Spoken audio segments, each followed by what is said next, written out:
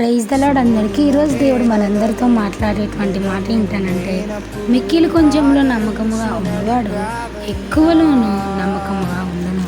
దేవునికి మహిమ కలుగును కాకండి.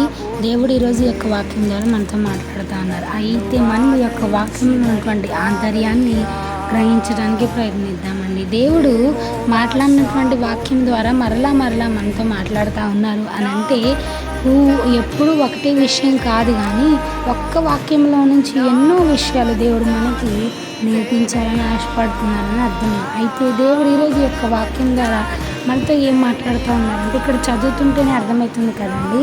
మిక్కిలి కొంచెంలో నమ్మకంగా ఉండేవాడు ఎక్కువలో కూడా నమ్మకంగా ఉంటాడంట. అంటే ట్రస్ట్ అంటే ఒక వ్యక్తిని, ఎదుటి వ్యక్తిని మనము నమ్మాలనంటే ఖచ్చితంగా ఆ వ్యక్తి మీద మనకేముండాలి, నమ్మకం ఉండాలి. అయితే దేవుడు ఇక్కడ ఏం చెప్తా ఉన్నారు, మిక్కిలి కొంచెంలో నమ్మకంగా ఉన్నాడు ఎక్కువలో కూడా నమ్మకంగా ఉండాలంట. అంటే ఒక వ్యక్తికి మనము మనీ ఇవ్వాలన్నా ఏదన్నా ఇవ్వాలి, వాళ్ళ మీద మనకు ఉన్నటువంటి ట్రస్ట్ అనేది మనకు అర్థమవుతుందండి. వాళ్ళు ఎప్పుడైతే మనం వాళ్ళ ప్రవర్తన గ్రహిస్తామో, వాళ్ళ దగ్గరికి ఏదైనా వచ్చినప్పుడు కొంచెంలో నమ్మకంగా ఉన్నప్పుడు ఖచ్చితంగా వాళ్ళు ఎక్కువలో కూడా నమ్మకంగా ఉంటారంట. అంతే కదండి.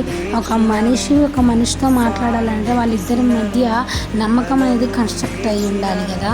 అది దేవుడు చెప్తా ఉన్నారు. నిజంగా మనం ఎట్లా, ఒక వ్యక్తి మనల్ని నమ్మినప్పుడు, మనతో స్నేహం చేసినప్పుడు వాళ్ళని మోసం చేసే వారిలాగా ఉంటున్నామా, లేకపోతే దేవుని ప్రేమను చూపించే వారిలాగా ఉంటున్నామా అండి? ఒకసారి నిజంగా మనల్ని మనం చెక్ చేసుకుందామండి. క్రీస్తుని పోలి నడుచుకోవాలని ఆశపడుతున్న మనము ఎదుటివారిని మోసం చేసే వారిలాగా ఉంటున్నామా, లేకపోతే మంచిగా నమ్మకంగా ఉంటున్నామా లేదా అనేది మనల్ని మనం చెక్ చేసుకుందాం.